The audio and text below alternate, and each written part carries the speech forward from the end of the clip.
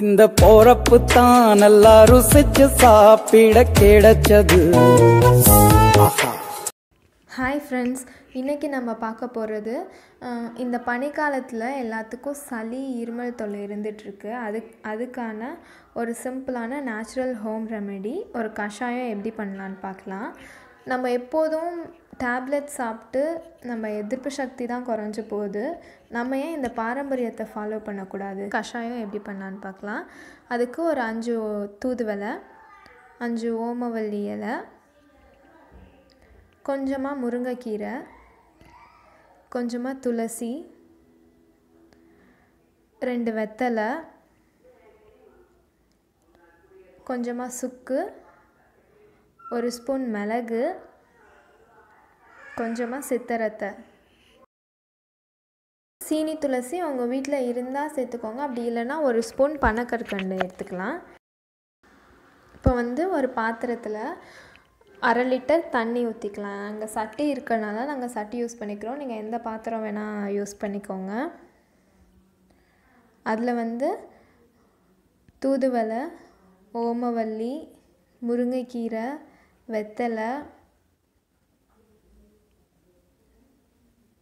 இந்த இலைங்க, துளசி, இது எல்லாத்தையும் பிச்சு போட்டுடலாம்.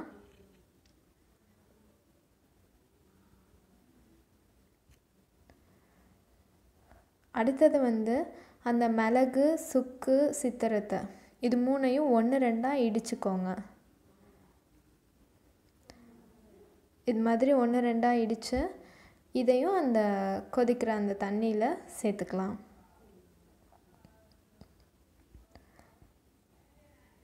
இது சேர்த்து இந்த 1/2 லிட்டர் தண்ணி 200 ml சுண்டி வர வரைக்கும் நல்லா கொதிக்க வைங்க.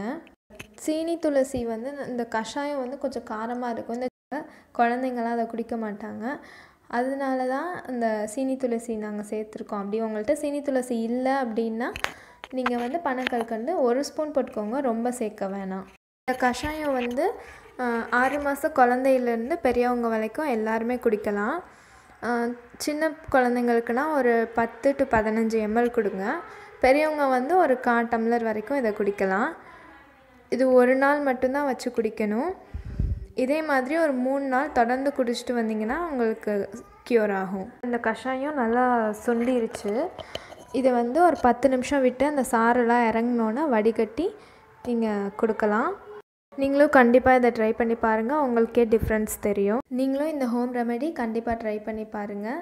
இந்த வீடியோ உங்களுக்கு யூஸ்ஃபுல்லாக இருக்கும்னு நினைக்கிறேன். இந்த வீடியோ உங்களுக்கு பிடிச்சிருந்தா லைக் பண்ணுங்கள், ஷேர் பண்ணுங்கள், சப்ஸ்கிரைப் பண்ணுங்கள்.